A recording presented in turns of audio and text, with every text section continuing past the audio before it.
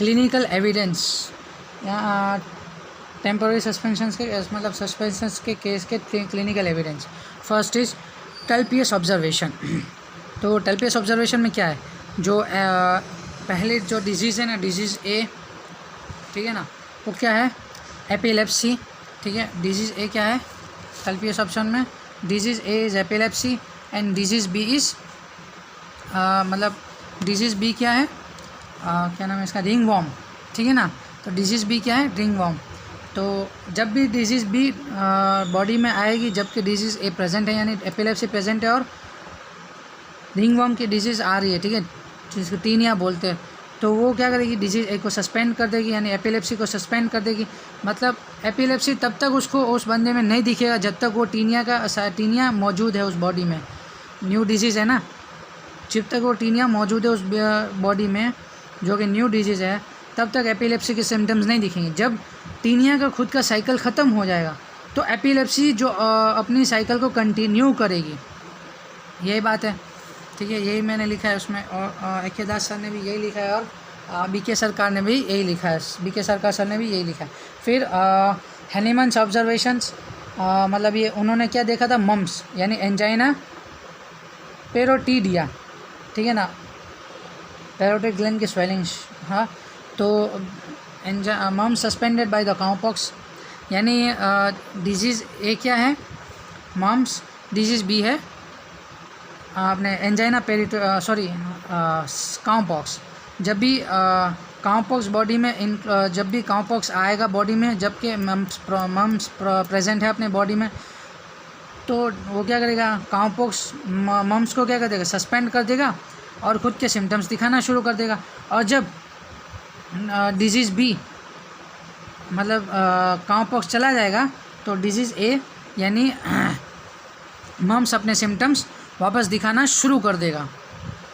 वही लिखा है, cowpox mumps suspended by the cowpox, upon the termination of the cowpox the parotid swelling reappears for it regular 7 days course, वही, ठीक है।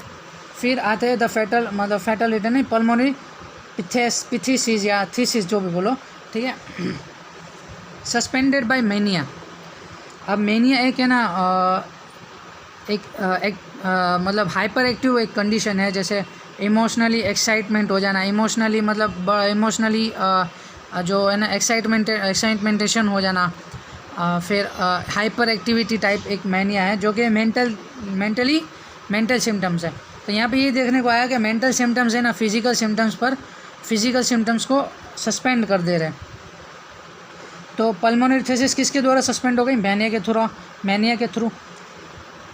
तो यही लिखा हुआ है। फिर जब भी मेनिया चला जाएगा तो पल्मोनरी थीसिस वापस रिटर्न हो जाएगा।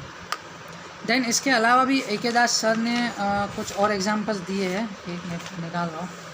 फिर इसमें कुछ और एग्जांपल्स है, जैसे फॉर एग्जांपल हाँ ये अपना स्कोफ या चौफ जो भी बोलो, ठीक है, उनका ये एग्जांपल है।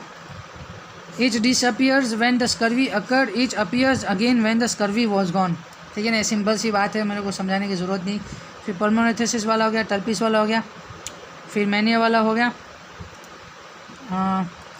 Measles and smallpox, then measles and smallpox ठीक है।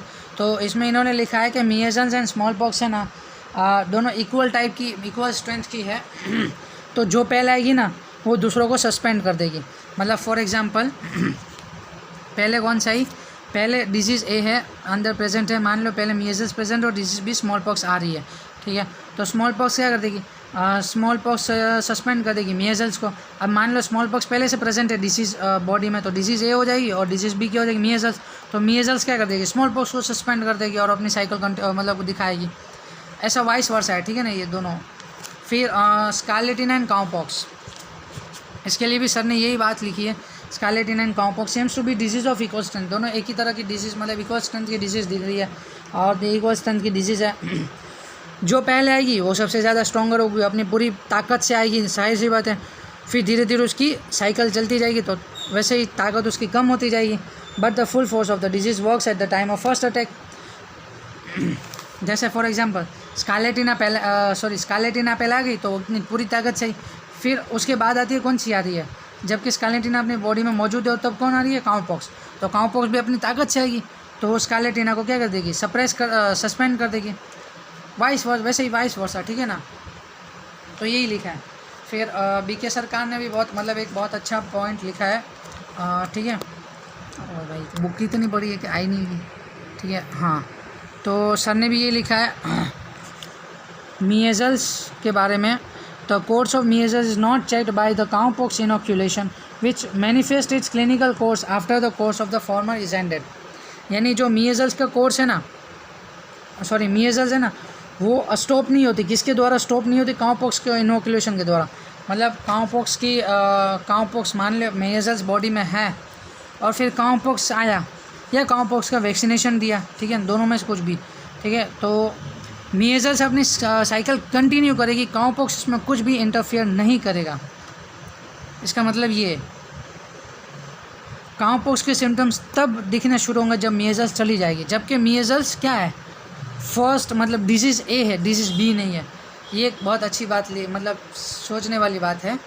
फिर इन्होंने ये लिखा है with all dissimilar disease the stronger suspend the weaker but they never cure one another and is happen with all allopathic mode of treatment. यानी stronger one है ना, वो लेसर वीकर को सस्पेंड कर लेगी लेकिन क्योर नहीं करेगी, ठीक है ना। तो सर ने उसके ऊपर भी यही लिखा था, ये जो अपना 36 है ना, chronic disease never cure with drug administered एलोपैथिकली।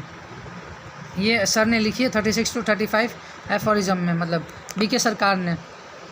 यहाँ पे हमारा सस्पेंशन ख़त्म होता है। हम अगले शुरू करेंगे हम complex disease. Thank you very much.